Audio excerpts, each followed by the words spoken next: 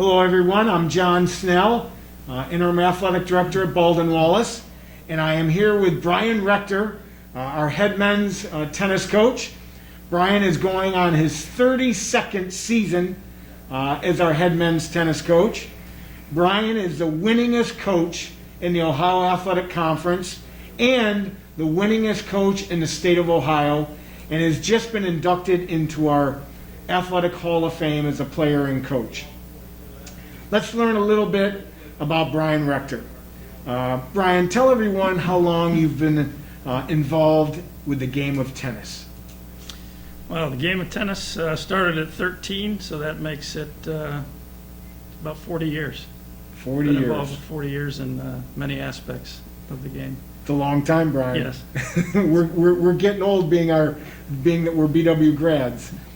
Tell everyone a highlight of your college coaching, or your college career as a player, excuse me. As a player, I think it's kind of a culmination. The year before I got to BW, we had one win, or BW had one win. Throughout the 4 years I was here, graduated, we had took second in the conference, had 10 wins, and the highlight of that was winning the first doubles OAC conference championship with Bill Doherty.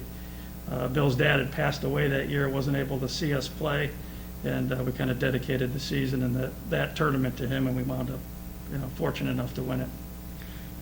A great part of turning the program around as a player for us, Brian. Your greatest accomplishment, again, you've got some great accomplishments in coaching, but your greatest accomplishment in coaching up to this point in your career would be what?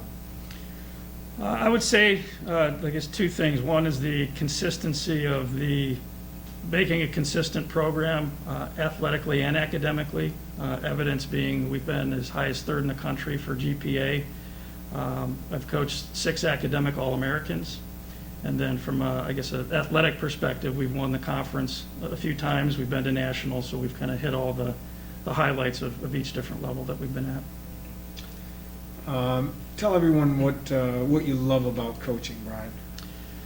I love most coaching about being around the kids, being able to still play myself, and pass along all the knowledge that I've gained over the 40 years of tennis. And with each player, it's different, but I see light bulbs go off at different points of their career.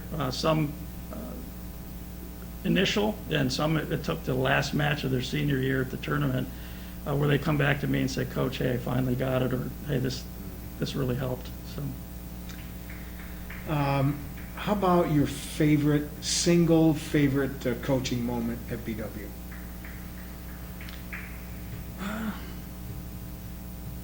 You have to put me on the spot. I would say the year that we reached the national tournament. That had been a goal for many of the teams throughout the years, and when we finally did it, several of the players from past years had called to congratulate not only the coach but all the other players, and the support that year coming out to cheer us on was probably the highlight. Yeah, I think anytime you go to the national tournament, that's a great experience for everybody involved.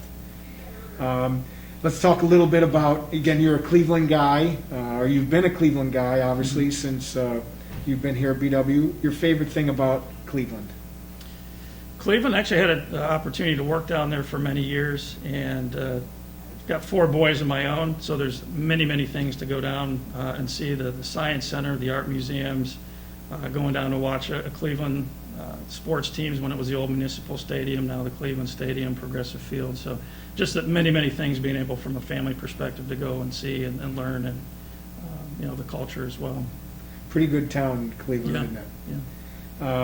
Yeah. You're obviously familiar with Berea. Your favorite place to eat in Berea? Well, that changes year to year. I'd say currently there's a great Italian place just down the street from campus called Jojo Carloni's. Very good food, authentic food, and that's one place that my whole family will eat something from there. So that makes it good. That makes it a little easier. What would you want people to know about you, Brian, that they're not going to find in your coaching bio?